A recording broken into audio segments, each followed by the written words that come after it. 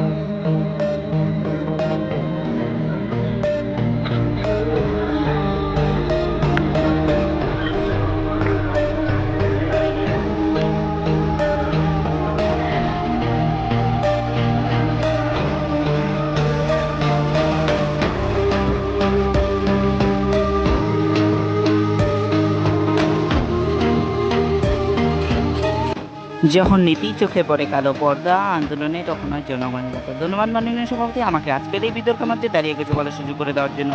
মাননীয় সভাপতি, বিজ্ঞ প্রতিপক্ষ আরো যারা দেখছেন ও শুনছেন, আমি আমার দলের পক্ষ থেকে তাদের সবাইকে জানি আসসালামু আলাইকুম রাহমাতুল্লাহ। বিতর্ক এবং বিতর্কের বিষয় নির্ধারণ করা হয়েছে সরকারকে উন্নয়নের পথে চালিত করতে আন্দোলনের সবচেয়ে মুখ্য উপাদান। আমি আমার দলের পক্ষ অবস্থান করছি, আমি দলের প্রথম পক্ষ হিসেবে আজকের বিষয়ে গুরুত্বপূর্ণ শব্দ এবং শব্দানুক্রম বিশেষভাবে সংগ্রহ করবো এবং আমার দলের দ্বিতীয় তৃতীয় পক্ষে এসে যুক্তি তথ্য এবং তথ্য উপস্থানের মাধ্যমে প্রমাণ করে যাবে যে আমাদের অবস্থানই সঠিক। মাননীয় সভাপতি, উন্নয়ন হলো মানুষের জীবন মানের উন্নতি, তাদের অধিকার প্রতিষ্ঠা এবং শোষণমুক্ত সমাজ গড়া। আমি বিশ্বাস করি এই উন্নয়নের পথে সরকারকে চালিত করতে আন্দোলনের সবচেয়ে মুখ্য উপাদান।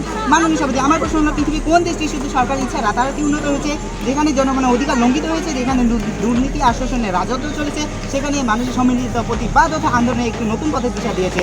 মাননীয় সভাপতি, আন্দোলন কেন মুখ্য উপাদান তা আমি কিছু ঐতিহাসিক উদাহরণ দিয়ে প্রমাণ করতে চাই। বাংলাদেশের মুক্তিযুদ্ধ, আমাদের প্রিয় মাতৃভূমি বাংলাদেশের উন্নয়ন, বাংলাদেশের স্বাধীনতা অর্জনের পিছনে মূল চালিকা শক্তি ছিল আন্দোলন। 52-এর ভাষা আন্দোলন থেকে শুরু করে 69-এর গণ অভ্যুত্থান এবং 71-এর মুক্তিযুদ্ধ। মাননীয় সভাপতি, প্রতিটি ধাপেই জনগণ আন্দোলনের মাধ্যমে তাদের অধিকার আদায়ের জন্য রাজপথে নেমে এসেছিল। এই আন্দোলনের তৎকালীন পাকিস্তানি সরকারকে বাধ্য করেছিল জনগণের দাবি মেনে নিতে এবং শেষ পর্যন্ত স্বাধীনতার দিকে পরিচালিত করেছিল। কোনো সরকারি নীতি বা পরিকল্পনা দিয়ে আমাদের স্বাধীনতা আসেনি, এসেছিল আন্দোলনের মধ্য দিয়ে। মাননীয় সভাপতি, গণতন্ত্রের প্রতিষ্ঠা সামরিক স্বৈরাচার শাসন থেকে গণতন্ত্রের উত্তরণের জন্য আন্দোলনের একমাত্র পথ। 90 দশকের শুরুতে বাংলাদেশের জনগণ আন্দোলনের মধ্যে দিয়ে স্বৈরাচারী সরকারের পতন ঘটিয়েছিল এবং গণতান্ত্রিক শাসন ব্যবস্থা ফিরিয়ে এনেছিল। মাননীয় সভাপতি, এই আন্দোলন না হলে হয়তো এখন আমাদের দেশে স্বৈরাচারী শাসনবাদত্ব শুধু সরকার বা কোনো রাজনৈতিক দলের উদ্যোগে এই পরিবর্তন আনা সম্ভব হতো না। মাননীয় সভাপতি, নারী অধিকার ও সামাজিক সংস্কার, নারী শিক্ষা, প্রসার, যৌতুক প্রথার বিরুদ্ধে আইন প্রণয়ন এবং বাল্যবিবাহ রোধের মতন সামাজিক সংস্কারগুলো কিন্তু শুধু সরকারি নির্দেশে হয়নি, এর পিছনে ছিল সমাজের প্রগতিশীল মানুষের দীর্ঘদিনের আন্দোলনের প্রতিবাদ।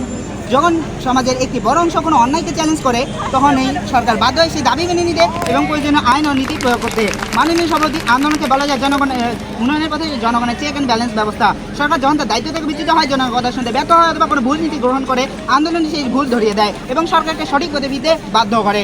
আন্দোলন জনগণের কণ্ঠস্বর, যা সরকার শুনতে বাধ্য হয়। মাননীয় সভাপতি, একটি দেশের উন্নয়ন শুধু অর্থনৈতিক প্রবৃদ্ধি দিয়ে মাপা যায় না, বরং তা নির্ভর করে সেই দেশের মানুষের অধিকার, ন্যায় বিচার এবং সামাজিক সাম্যের উপর। আর এই বিষয়গুলো নিশ্চিত করতে আন্দোলনের সবচেয়ে শক্তিশালী হাতিয়ার। মাননীয় সভাপতি, আমাদের মনে হয় আন্দোলন হলো সমাজের জীবনী শক্তি, এটি স্থিতাবস্থা ভেঙে দেয় এবং পরিবর্তনের বীজ বপন করে। তাই আমাদের প্রস্তাবের মূল ভিত্তি হলো, যখন কোনো সরকার উন্নয়নের পথ থেকে বিচ্যুত হয়, আন্দোলনে সেই সরকারকে জনগণের প্রত্যাশার পথে ফিরিয়ে আনে এবং এটি প্রকৃত অর্থে উন্নয়নের পথ প্রশস্ত করে।